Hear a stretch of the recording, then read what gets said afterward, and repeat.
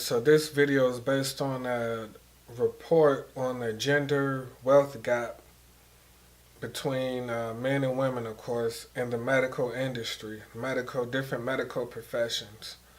And what I found interesting was I looked deeper than the actual study. It's a study done by Doximity, and it's basically they got surveys of over 36,000 medical professionals who are full-time from 2014 to 2017. And I found additional problems in addition to the wealth gap. So first thing I want to say is when you're in the medical field, I think one thing we overlook is that, black people in general, especially black men, we have a tendency to be reluctant to go to the doctor. We put it off, different things like that. But basically, you want someone that looks like you. You want someone that relates to your culture, that comes from your background, that understands your background, that understands, okay, my family ate soul food, and I know why they ate soul food, and even though I might not eat it anymore, I can understand that cultural background. I understand the cooking and the sitting down at the family tables and grandma's cooking and different things like that. So that's a very important aspect in becoming a doctor is you want someone relatable, someone that understands. A study was done that black patients nearing the end of their lives received much less empathy from white physicians than their black counterparts, despite receiving the same information on the patients.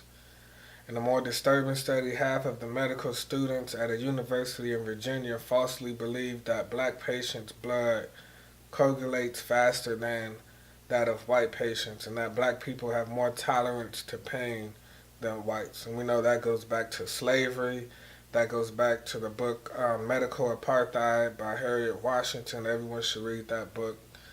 About the medical experiments that were taking place, and a lot of the justification was because of our tolerance for pain, or so they thought. So also in this study, us being more predisposed to certain diseases, different, like Jewish people predisposed to certain diseases, different ethnic groups and different things like that. Us diabetes, sickle cell. So also I found in 2015 only 2% of doctors are black women. And generally women go to the hospital more than men. So when women are going to the hospital, they're not really seeing someone that looks like them. It can make them more anxious, give them more anxiety, more worried, in a way, maybe subconsciously. Whereas if someone that looks like you maybe reminds you of your sister or your aunt, or you know what I mean, that person you could talk to, and it puts you at ease. So secondly, this is back to the study, the Doximity report. There's no medical specialty where men earn less than women. So all across the board, men earn more than women in this field. The smallest gender wage gap was in Sacramento, California. The female physicians makes 19% less than what males do. That's still a big difference. And to understand that difference, they say it's roughly a little over 63,000, which can pay two medical assistants' salary, $35,000 a year, even though that's about $70,000. But you get what they're saying basically is this is the smallest wage gap in the medical profession in Sacramento. That gap, even though it's the smallest, it can still pay for two medical assistant positions. So, but the largest gap is in Charlotte, North Carolina, where the average female makes 33% less of what the average male doctor does, which is roughly $125,000. And going to medical school is $189,000.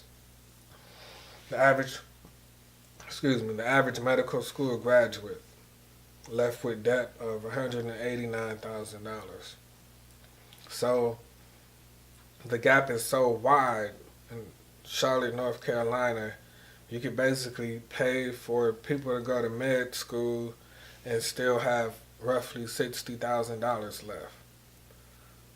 So when we think of single parents and women that might want to become doctors, or they might become a nurse then become a doctor, whatever, we're underrepresented. So we have to look at, there's a wage gap, and not only in addition to that, we're only represent 2%.